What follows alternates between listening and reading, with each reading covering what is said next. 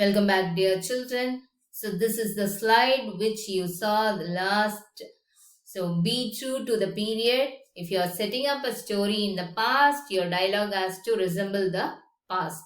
Okay, words, choices, idioms, whatever speech pattern, the way you give the dialogue delivery, everything has to be the resemblance of the period. Clothes they wear also has to be in the past style if you are taking for past, present style if you are taking in the present, and future also. So conversation need to be specific to the time you are writing in without seeming contrived, right? So shall we go to the next slide, dear? Any doubt till now? A desire should motivate your characters to speak. Desire is a wish. Okay. When your characters are speaking, they should be trying to get something from one another or make the power play. Power play. Like make the conversation very interesting to hear. When writing dialogue, ask yourself what your characters want. Okay, how it has to be interesting when you are hearing the same dialogue, then how you are expecting that dialogue to be the same has to be presented. So our wish and others wish, mostly it will be the same, right? If you are not feeling good, then others will also not feel good, right? When you are writing dialogue, you ask yourself what your characters want. So this is crucial aspect of character development. So ideally, you will know your characters well enough to sense not only what they want, but how they would express their desires verbally, because you are the person creating the character. You are the person who is giving the role for that particular character. So will they be blunt or subtly manipulative? So will they be angry or do they always keep their cool? So all these characteristics that you have to decide, because you are the character designer, right? So fictional characters don't say ah. So this is the third point. Fictional characters don't say ah. In real life, speech has lots of padding or stuffing words like a, so all that we will use it when in class itself. In our class, you could have seen, right? When a child is coming and talking to me, you could have observed this, right? My teacher told me, miss, to get the register, miss, like that, a, all that extra sounds. Even when I am speaking, you could have observed that, right? That is real life speech. But in dialogue, you should not include all those, right? A good dialogue in fiction must be both incisive and selective.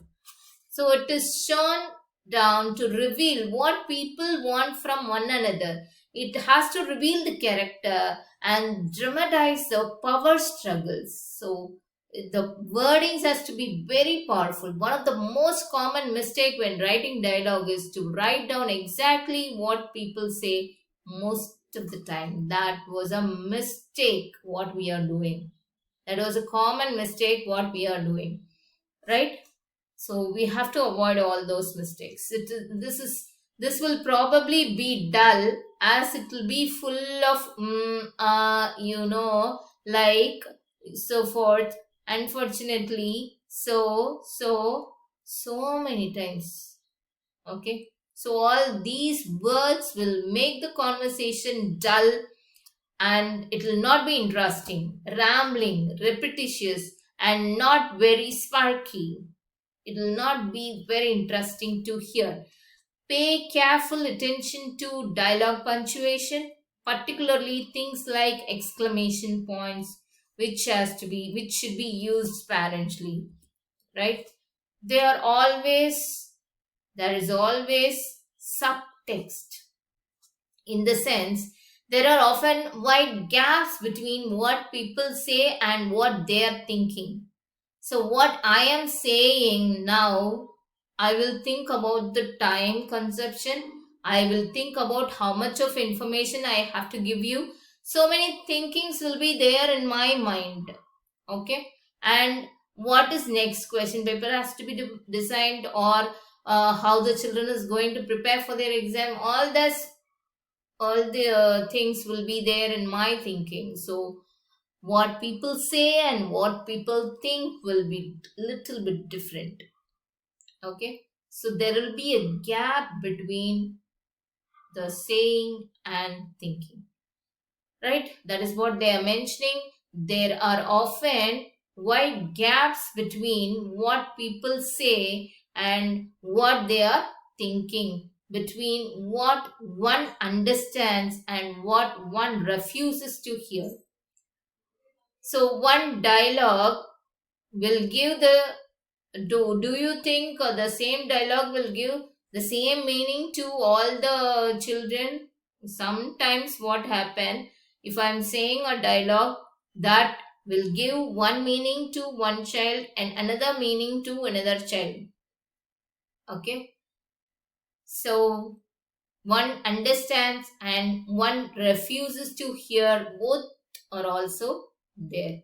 These gaps can collectively be referred to as subtext, and they are valuable territory for the fiction writers. So stay alert to them and let them generate drama in the scenes you write. Good. So, 4 prompts to develop your dialogue writing skills. What are the prompts? What you have to follow to develop your dialogue writing skills? First thing is you have to go to public places. Okay, now it is not the right time, but if there is any chance, you have to go to public place where people tend to talk to one another, where people talk more, right? The best thing is coffee shop. Try a cafe or a public transportation. Spend 10 minutes eavesdropping on a conversation. So you have to watch a conversation between two persons at least for 5 to 10 minutes, right? So you have to record everything they say and how they say it as specifically as you can.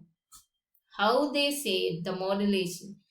If this is your first time trying something like this, be mindful, respectful of people's personal space. So if they are talking very closely, intimately, a secret, then we should not involve in that.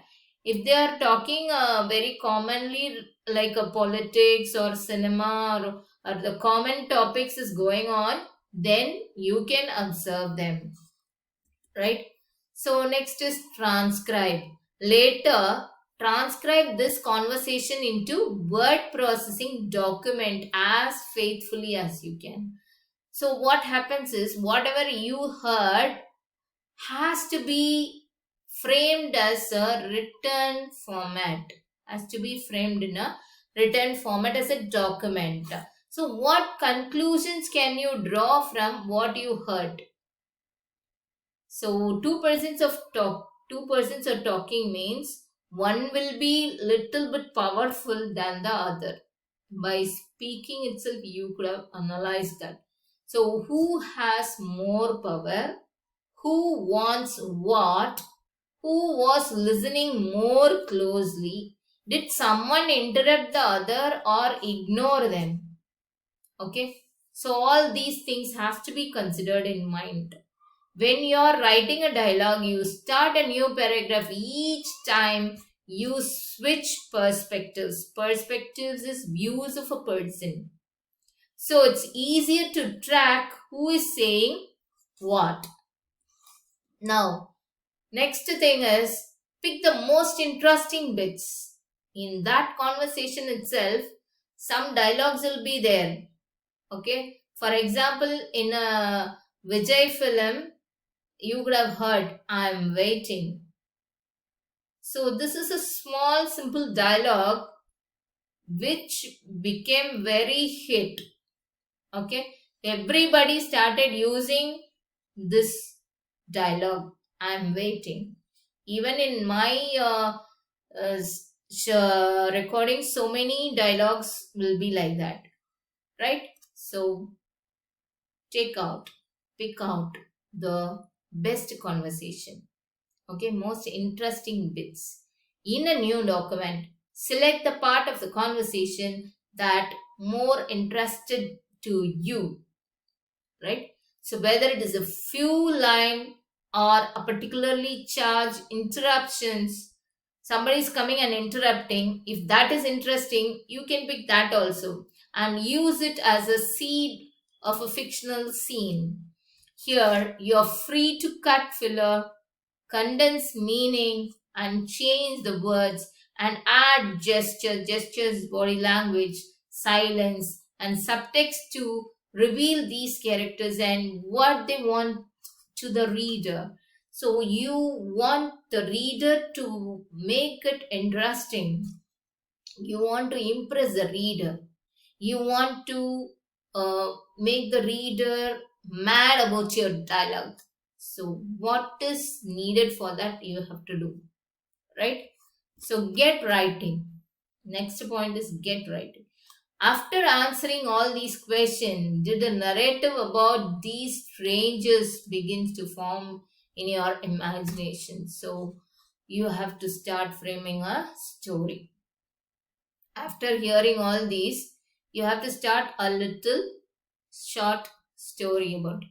And remember, you don't need to get too creative with dialogue tags. Dialogue tags are the one which is used at the end of the sentence or in the front of the sentence. She said, he said, he whispered, she tolerated. So said or ordered, whatever it is. So that is called as dialogue tags. The frags that follow a piece of dialogue that attribute it to whoever is speaking. If in doubt, aim for clarity. There is nothing wrong with she said or he said. Okay. So who said doesn't matter. What is the content is much more important. Okay, and who is saying that delivery has to be clear to you. Okay, if you have any doubt, you just clarify that and aim for the clarity, right? The following titles include examples of great dialogues as recommended by Margaret Atwood. So these are all the examples, like Charles Dickens, already we discussed about him in Zoom class, right? Charles Dickens, while the heroes and heroines tend to be a bit wooden, the lesser, the usually rural or Cockney figures reflect the way people really talk. He was the first after Shakespeare to do this. Shakespeare was the first person to give an interesting dialogue. After that is Charles Dickens.